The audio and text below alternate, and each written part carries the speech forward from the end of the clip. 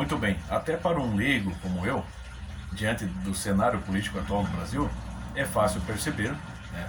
Assim, é um fato mesmo, que existe todo um movimento de oposição que tenta derrubar o atual governo Jair Bolsonaro por todos os meios, por todos os métodos, vamos dizer assim. E essa oposição está sendo assim organizada, né, entre outros, pela mídia, as pessoas que representam a mídia tradicional, os representantes dos partidos de esquerda, sobretudo os partidos de esquerda, uma boa parte dos representantes da classe artística, uma pequena parcela da população. Mas o presidente ainda conta com um apoio de grande parte da população também, isso é fato, isso é fácil de perceber. O problema é que, falo por mim, é uma espécie de nova polarização. E essa polarização se dá de uma maneira muito abstrata, porque por um lado, né, do lado da oposição, se tenta culpar o Bolsonaro por tudo que ocorre de ruim no mundo hoje. No caso da CPI, gente, só o que falta é eles convocarem a mãe do presidente Jair Bolsonaro para culpá-la por ter gerado o presidente. E por outro lado, né, o pessoal, os apoiadores do presidente, o elevam ao status de um salvador da pátria, um mito, uma pessoa incorruptível, quando não é verdade. No meu entender, para se chegar nesse ponto, no meu entender, foi o seguinte: se apostou muito, né, no presidente. A intenção maior, ao se votar, ao se eleger o atual presidente Jair Bolsonaro, era de tirar o PT, de tentar afastar cada vez mais, vamos dizer, marginalizar cada vez mais a presença de partidos de esquerda, sobretudo no poder executivo. E é claro também que alguma expectativa temos em relação ao presidente Jair Bolsonaro. Eu tenho. Eu não acredito que o presidente seja esse monstro que a oposição, né, que a oposição retrata. Também não acredito que ele seja esse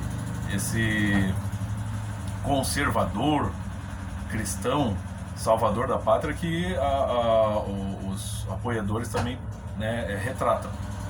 Nenhum nem outro, não tem um equilíbrio, né, nesse cenário. Percebam isso.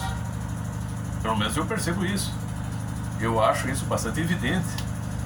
Você tem assim uma oposição de abstrações. Por um lado, o Bolsonaro é culpado, né, até pelo que acontece na Serra Leoa, de ruim. E por outro lado, ele basicamente está trazendo chuvas, milagre das chuvas no Nordeste, onde quase não chove. E para compreender isso, retorne lá ao período eleitoral em 2018, né? Do pessoal que apoiava ele e muitos do que ainda apoiam. Você pegar, por exemplo, qual foi a reação da Joyce Hasselman em 2018, quando saiu a condenação do ex-presidente Lula, né? A mulher começou a chorar de emoção. E eu já estava conversando com um amigo meu, né, naquele momento, e até postei um vídeo aqui. Meu canal não é nada aqui, mas eu postei um vídeo, tudo isso pode ser revertido. O Lula está condenado hoje, mas daqui a algum tempo ele pode ser absolvido, porque como o professor Lavo muito bem já explicou muitíssimas vezes, o PT aparelhou o Estado, e aparelhou mesmo. Como é que está o STF lá? A maior parte das pessoas que estão, dos ministros no STF, são indicações do PT. É aquela coisa, uma mão lava a outra. Eu fiz por você, faça por mim.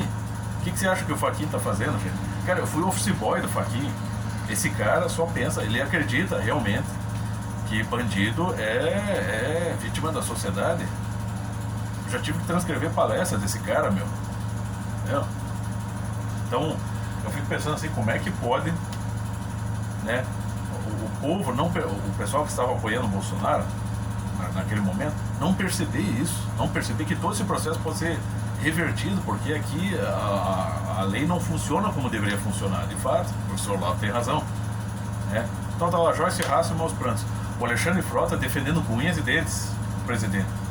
Esses já viraram a casaca, mas você pega alguns que ainda apoiam hoje, o pessoal mais do lado da conservador, você tá lá, o Bernardo Kissinger, aguardando o segundo turno. É claro que o Bolsonaro já tinha vencido no primeiro turno, mas ele estava lá, vamos soltar foguete, como se fosse a salvação da pátria, meu.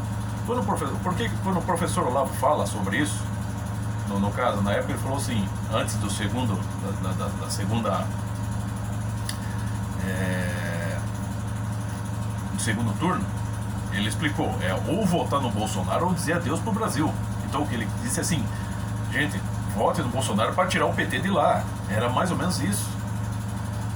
Agora também, o professor Olavo mora diz, né, nessa parte, no campo político, ele também, né, ele com frequência acerta, mas não quer dizer que ele não erra muitas vezes. E houve toda essa confusão no primeiro ano do governo, né, presidencial de Bolsonaro por conta disso.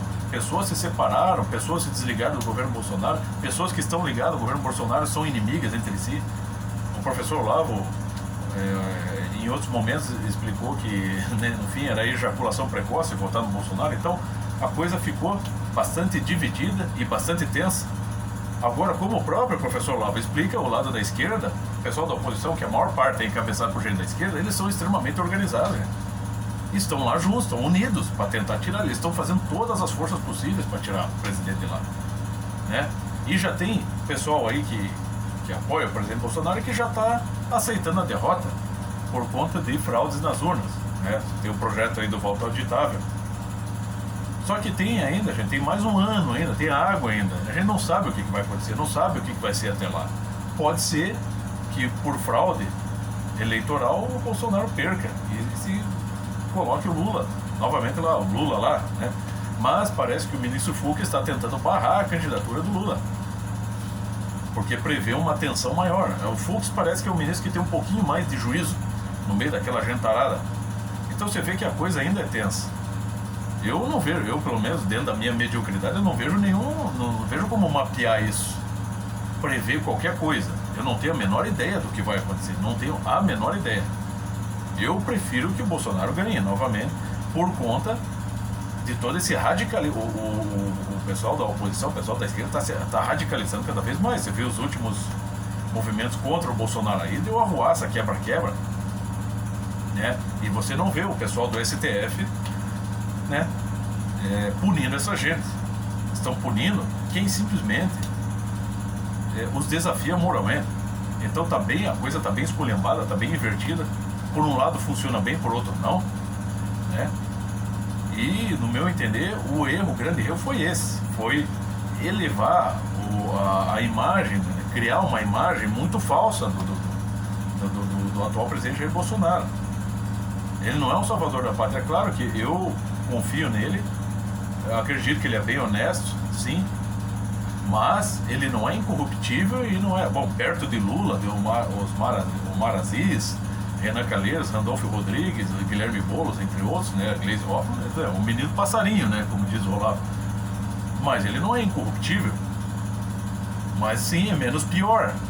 Não adianta, não tem outra solução no momento. Ou alguém conhece aí alguma outra alternativa? Agora, por que vamos pensar assim, por que quando o Osmar Aziz está com mais um processo nas costas, isso é uma coisa que deixa alguém espantado? Isso surpreende alguém? Se mais um processo for somado aos outros que o Renan Calheiros já respondeu, isso vai impressionar alguém? Vai espantar alguém? Né? Se a Gleisi Hoffmann, Lula, qualquer outro aí dos partidos de esquerda forem processados por mais algum problema, por mais alguma notícia crime, né? Se eles forem acusados e processados de mais algum problema, isso vai surpreender alguém? Não, porque essas pessoas são corruptas até o talo. Já entraram, Osmar Aziz, Renan Calheiros e entre outros aí, já entraram na política por meio de corrupção. Essa é a natureza do caráter dessa gente. Agora, se criou essa imagem do Bolsonaro como um grande conservador, um grande homem, um homem incorruptível. Aí o que acontece? Qualquer manchinha, pronto, dá notícia, vamos dizer assim, dá alimento, dá alento para a mídia de oposição, por exemplo, criar toda uma narrativa para tentar acabar com a imagem do cara. Entendeu? Então, criar uma imagem muito exagerada de um mito, de um grande homem, de um grande conservador, de um salvador da pátria, que não é, que destoa bastante da realidade da pessoa que está lá, dá chance sim para a oposição cada vez mais avançar no processo de desmoralização dele. Não tem um equilíbrio, né? Grande parte do pessoal que apoia o Bolsonaro ainda está nessa, do mito, do grande salvador. Não é, meu, não é. E é isso que está contribuindo, sim, para todo esse movimento, essa briga de foice, né? E esse movimento pesado que está em cima do cara. E no fim das contas, o Bolsonaro está sofrendo isso sozinho, gente, né? Então não tem equilíbrio. Não tem, dificilmente você pega um cara que apoia o Bolsonaro que esteja lá, não, tem que ver assim, tem que ver, ele errou aqui, acertou ali, não tem. É mito, ele vai ganhar, não sei o quê, blá, blá, blá. Entendeu? É uma oposição de abstrações, né, de extremos ali, que criam, cada um por sua vez, uma imagem de um ser humano que está lá, que ainda foi assumir a presidência com uma facada no bucho, né? É como disse uma vez a minha tia, quase todos os presidentes, desde o Collor até aqui, quase todos saíram assim, o cara entrou de cabelo, o cara entrou com o cabelo preto e saiu com o cabelo branco, meu filho. Até o Lula já não saiu muito, não saiu muito bem, ele saiu até com problema lá, né, tumor de garganta, né? Nenhum tá saindo bem da presidência porque é a pressão imensa, mesmo o pessoal que é da esquerda. Então você pensa no Bolsonaro, o cara vai sair, vai entregar a faixa presidencial e vai pra UTI, meu. Porque é muita pressão. Por quê? Porque a culpa é tanto da oposição quanto do pessoal que apoia, dos apoiadores. Que sobrecarregam a pessoa de uma imagem que não condiz com a realidade. É claro que o Bolsonaro assumiu essa responsabilidade, ele tem que lidar com isso. Mas o povão aí tem que fazer sua parte, meu filho. Mas fazer sua parte criando um pouco mais de juízo. No meu entender. Parar com essa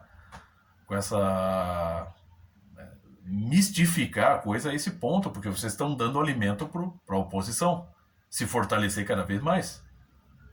Entendeu? Era isso.